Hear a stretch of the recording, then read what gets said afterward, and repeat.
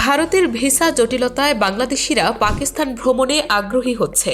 আওয়ামী লীগ সরকারের পতনের পর বাংলাদেশের ভারতীয় দূতাবাস কিছুদিন ভিসা কার্যক্রম বন্ধ রেখে আবার চালু করলেও তা চলছে অত্যন্ত সীমিত আকারে। বর্তমানে কেবল শিক্ষা ও জরুরি চিকিৎসার জন্য ভিসার আবেদন করা যাচ্ছে। ভারতের ভিসা জটিলতার কারণে বাংলাদেশ থেকে ভারতগামী ফ্লাইটের সংখ্যাও কমে অর্ধেকে দাঁড়িয়েছে। প্রভাব পড়েছে ভারতের স্থানীয় ব্যবসায়। ভারতের পর্যটন মন্ত্রণালয়ের তথ্য অনুযায়ী 2024 সালের প্রথম 6 মাসে দেশটিতে পর্যটন খাতে ভ্রমণের শীর্ষে ছিল বাংলাদেশ, যা কিনা সে দেশে মোটে বিদেশি পর্যটকের 21.55%। ফলে ভিসা না দেওয়ায় কেবল যে বাংলাদেশিরাই ভোগান্তিতে পড়ছে তেমনটা নয়। ভিসা কার্যক্রম সীমিত থাকায় সমস্যায় পড়ছেন ভারতের পর্যটন খাতের সঙ্গে সংশ্লিষ্ট ব্যবসায়ীরাও। আবার বাংলাদেশিরা দেশটিতে কম যাওয়ায় ভারতের স্থানীয় ব্যবসায়ও ক্ষতির মুখে পড়েছে। কলকাতায় বাংলাদেশি ভিজিটর্স না থাকার ফলে ট্যুরিজম বড় রকমের ধাক্কা খেয়েছে। দুই দেশের মানুষ এতে করে অ্যাফেক্টেড হয়ে যাচ্ছে বলে মত বিশ্লেষকদের। অপরদিকে সম্প্রতি বাংলাদেশের নাগরিকদের জন্য বিনামূল্যে এই ভিসা আবেদনের সুযোগ দিয়েছে পাকিস্তান। অনলাইনে আবেদন করলে কয়েক ঘন্টার মধ্যেই পাওয়া যাচ্ছে ই ভিসা। এতে অনেকেই পাকিস্তান ভ্রমণে আগ্রহী হচ্ছে। পাকিস্তানে রয়েছে অতুলনীয় সুন্দর দর্শনীয় অনেক স্থান। আপনিও ঘুরে আসতে পারেন পাকিস্তান থেকে। অনেকেই মনে করেন ভারতের মতো দর্শনীয় স্থান কি পাকিস্তানে আছে? হ্যাঁ, অসংখ্য দর্শনীয় স্থান আছে পাকিস্তানে। পাকিস্তানের আকর্ষণীয় স্থানগুলোর মধ্যে রয়েছে তক্ষশিলা পাকিস্তানের পাঞ্জাব প্রদেশের রাওয়ালপিন্ডি জেলায় অবস্থিত শহর এবং একটি গুরুত্বপূর্ণ প্রত্নতাত্ত্বিক স্থান।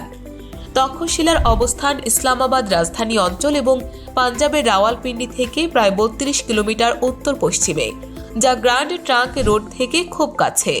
এরপর রয়েছে নীলম ভ্যালি, কাশ্মীরে অবস্থিত 144 কিলোমিটার দীর্ঘ একটি বো শেপড উপত্যকা। এটি নীলম নদী বিধৌত এই উপত্যকাটি অনাবিল প্রাকৃতিক সৌন্দর্যের আধার।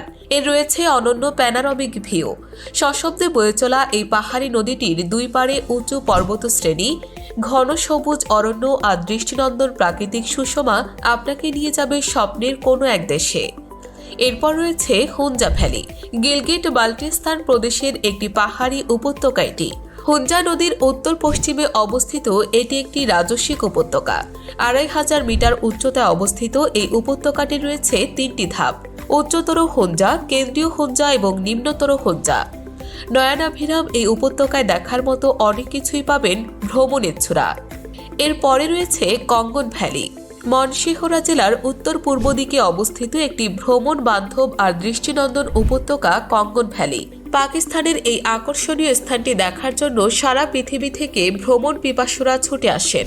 মনোমুগ্ধকর প্রাকৃতিক বৈভব মোড়া এই উপত্যকাটি হাজারা বিভাগের অন্যতম দর্শনীয় স্থান হিসেবে পরিচিত। অসাধারণ সব লেকের সমাহার আছে এখানে। আছে লুলুসার, দুদিপাতসার আর সাইফুলমুলক লেক, আছে বাবুসার গিরিপথ এবং আরও অনেক কিছু। বাদশাহী মসজিদ পাকিস্তানের লাহোরে অবস্থিত। পাকিস্তান ও দক্ষিণ এশিয়ার দ্বিতীয় বৃহত্তম মসজিদ এবং পৃথিবীর 5ম বৃহত্তম মসজিদ। ষষ্ঠ মোগল সম্রাট আওরঙ্গজেব 1671 সালে এই মসজিদটি নির্মাণ করেন এবং 1673 সালে নির্মাণ কাজ সম্পন্ন হয়। এই মসজিদ সৌন্দর্যের দিক থেকে মুঘল সাম্রাজ্যের স্মৃতি বহন করে। মুড়ি পাহাড়, এ পাহাড় গরমের ছুটিতে আপনাকে ডাকবে। রাওয়ালপিন্ডি জেলার সাব ডিভিশন মুড়িতে অবস্থিত এই গ্রীষ্মের অবকাশ যাপন কেন্দ্রটি। সারা পৃথিবী থেকে এখানে পর্যটকরা গরমের সময় আসেন ছুটি কাটাতে, আর শীতে আসেন এখানকার আশ্চর্য সুন্দর তুষারপাত দেখতে। করাচি পাকিস্তানের সিন্ধু প্রদেশের রাজধানী ও বৃহত্তম শহর। এটি পাকিস্তানের প্রাক্তন রাজধানী ছিল। এটি পাকিস্তানের সবচেয়ে জনবহুল শহর এবং বিশ্বের মধ্যে 5ম জনবহুল শহর। শান্দুরপাস, এখানে অবস্থিত পৃথিবীর সর্বোচ্চ পোলো গ্রাউন্ড, যার উচ্চতা সমুদ্রপৃষ্ঠ থেকে 3738 মিটার। প্রতি গরমে এক জমজমাট পোলো ফেস্টিভ্যাল অনুষ্ঠিত হয় এখানে। চিত্রল আর গিলগিটকে এক করেছে এই শান্দর গিরিপথ। মেহেরগড় সভ্যতা 7000 খ্রিস্টপূর্ব থেকে 3200 খ্রিস্টপূর্ব আবিষ্কৃত হয়েছে। মেহেরগড় সভ্যতা 1929 খ্রিস্টাব্দে জা ফ্রাঁসোয়া জারিজ এবং রিচার্ড মিডো আবিষ্কার করেন।